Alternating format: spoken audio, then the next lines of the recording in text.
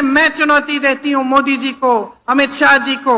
मैं चुनौती देती हूं कि मंच पे खड़े होकर कह दें कि वो जाति जनगणना करवाएंगे।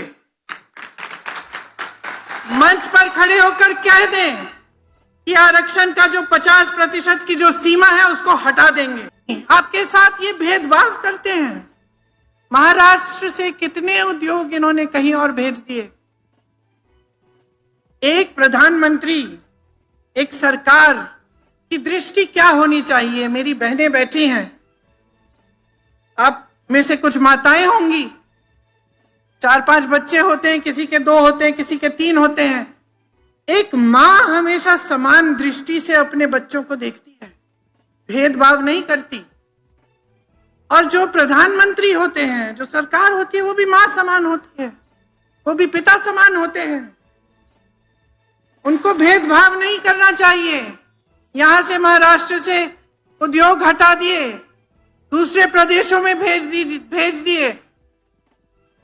देखिए, जब इस देश का निर्माण हुआ तो चाहे पंडित नेहरू जी थे, चाहे आपने इंदिरा जी का नाम लिया, उन्होंने बड़े बड़े उद्योग जब खुलवाए, एम्स, आईआईटी, आईआईएम जैसे संस्थान खुलवाए, इंफ्रास्ट्रक्चर बनाया, बांध बनवाए, नहर बनवाए, रिसर्च सेंटर बनाए, कारखाने बनाए, तो उन्होंने भेदभाव नहीं किया। हर प्रदेश में बने, अलग अलग चीज अलग अलग प्रदेशों में बनी।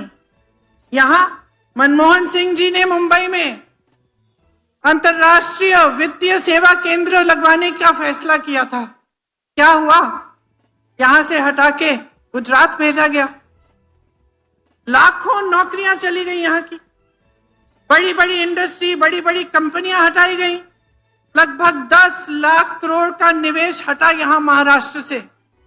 8 लाख नौकरियां महाराष्ट्र से बाहर चली गई। 6000 से ज्यादा उद्योग बंद हुए। महाराष्ट्र को कमजोर करने का प्रयास किया और आज मंच पे खड़े होकर कहते हैं कि महाराष्ट्र को मजबूत बना रहे हैं। 10 सालों से इनकी सरकार थी। आप नाम लीजिए, वेदांता, फॉक्सकॉन सेमीकंडक्टर प्रोजेक्ट सब चले गया। टाटा एयरबस का प्रोजेक्ट गुजरात गया, सैफरन का प्रोजेक्ट गया, बल्क ड्रग पार्क का प्रोजेक्ट गया। और अब स्वयं मोदी जी चुनाव के समय छोड़ के चले गए हैं विदेश। चुनाव का प्रचार खत्म नहीं हुआ, वो चले गए विदेश। आपका ध्यान भटकाने के अलावा कुछ करते नहीं है। संविधान की बात करते हैं। संविधान की धज्जियां किसने उड़ाई है इस प्रदेश में? संविधान कहता है कि जनता के हाथों में सबसे बड़ा औजार है, सबसे बड़ी शक्ति है। क्या है ये शक्ति? ये शक्ति आपका वोट है। संविधान कहता है कि अपने वोट के द्वारा आप अपनी सरकार चुनेंगे। यहां क्या हुआ? आपने सरकार चुनी ना पिछले चुनाव में। फिर क्या हुआ? पैसों के बल पर, घूस देकर, डराकर, धमकाकर, एजेंसियां लगवाकर ये सरकार चोरी हुई। किसने की ये चोरी? किसने किया ये विश्वासघात? किसके साथ? महाराष्ट्र की जनता के साथ। ये मोदी जी ने किया, ये मोदी जी के नेताओं ने किया, ये भाजपा ने किया। ये आपकी बनी बनाई सरकार इन्होंने तोड़ी, और किस तरह से, भ्रष्ट तरह से तोड़ी। संविधान की बात कैसे कर सकते हैं? इस संविधान में लिखा है कि जो जनता चाहती है वही होना चाहिए।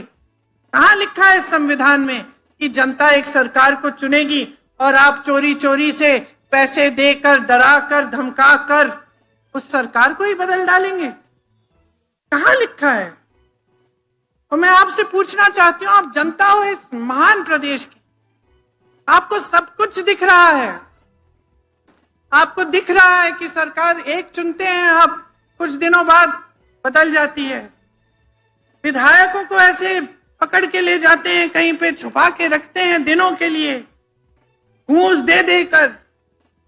और सब जगह पत्रकार भी लिख रहे हैं कि 100 करोड़, 500 करोड़, 600 करोड़। ये किसके पैसे हैं? कहां से आए ये सारे करोड़ों रुपए? ये क्या वो तो नहीं है जो आपके विकास के लिए जाने चाहिए, जो आपसे चोरी किए जा रहे हैं? और आपकी सरकारें अब ऐसे बनेंगी? तो फिर आपके पूर्वज लड़े क्यों आजादी के लिए? हमारे पूर्वज लड़े क्यों इस देश के लिए? शहीद क्यों हुए इस देश के लिए? ताकि इस देश के संविधान का चकनाचूर बना दे कोई, पैसों के बल पर, धन के बल पर। तो सोचिए, सब आपकी आंखों के सामने हो रहा है।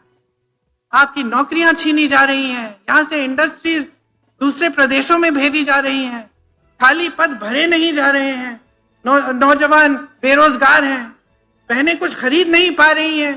चाहे कितने भी लोग एक परिवार में काम कर रहे हों, चाहे कितने भी कोई मेहनत कर रहा है खेती में, कोई जॉब कर रहा है, कुछ भी कर रहा है, फिर भी पैसे काफी नहीं हो रहे हैं क्योंकि महंगाई इतनी बढ़ गई है। किसान की कमर तोड़ी जा रही है। और राजनीति कैसी हो रही है? पैसों की, झूठों की।